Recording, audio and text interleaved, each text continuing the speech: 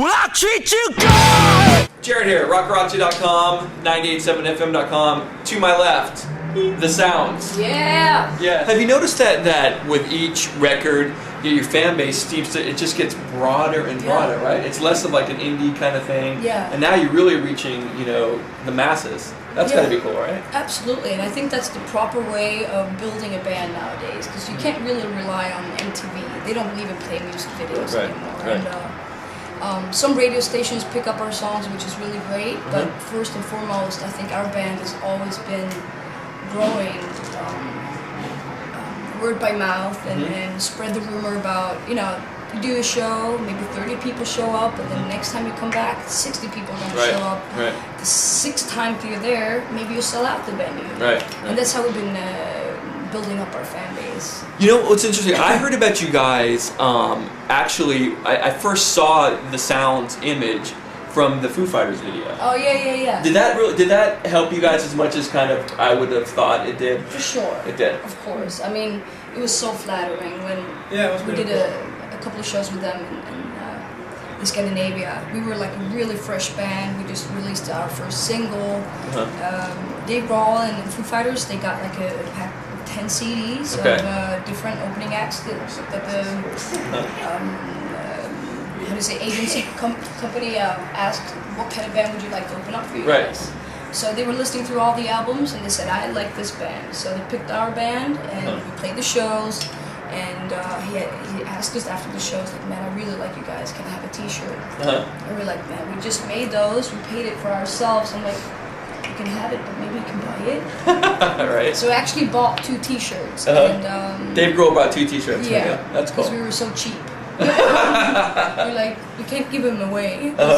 Anyway, so and then the record label called us up a couple months later and said, hey, by the way, he might wear your T-shirt in the video. So we're like expecting maybe like a split of a second somewhere that is gonna, But then when we saw the video, it was like throughout the whole video. Yeah, it's cool. It was so cool and so flattering, and that's great. And it obviously did help us a lot. Absolutely. I got confessions to make. Listen up, no one sleeps when I'm awake. So I read the song I sing. For those of you that don't know about Sweden and alcohol, well, they kind of go together, right? I know this from experience. I mean, to get a store to start, come on. Yeah, right. We get it, right? So, right. So, I'm just curious because when you drink and drive here in the States, it's not anything like what happens to you in Sweden. Can you tell people kind of what happens to you when you drink and drive in Sweden? Oh man, they're really hard on you. Right. I mean, but we can't really speak from experience because none of us have a driver's license. Oh, none of you have a driver's license? Except for Jesper, who's the keyboard player. He has a driver's license. Really? Why is that? I think because we started the band in high school, and the one who got the driver's license, that meant that he has to be the driver for each show. Right. And then you can't really have a party the day before, so we're like, well, I'm not going to get a driver's license. You get it. Right. I don't want to drive. Right. And then time just went. Haven't really, had time to take one. No. Yeah. We're always on the road, and in Sweden it's really expensive to get a driver's license. Right. It's so expensive, and it takes at least 6 months to get it, so it's a little bit of a hassle. So tell the fans when you drink and drive and get caught, what happens to you in Sweden?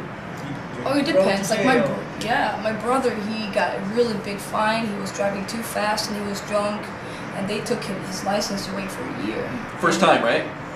Probably. Yeah. So they're really hard on you. Yeah. Really. It should be like that. It should be like that because it's fucking dangerous.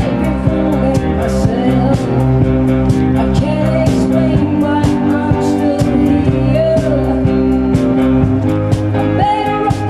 Tell us about briefly what goes on today. You're playing at the 987 Penthouse at the historic Hollywood Tower.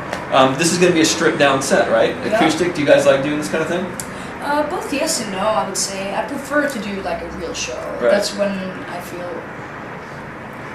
how do you say, happier. In your comfort zone. Yeah, exactly. This is a little bit out of our comfort zone, but at the same time, But it's good. relaxing as well, because you're sitting so close to the fans, and it's not really that much pressure. But I don't think so. Just you go up and play a couple of songs, have fun, and talk a little bit. I love it. I love it. And the weather. Come on, you guys. And it's Outdoors. Yeah. Right?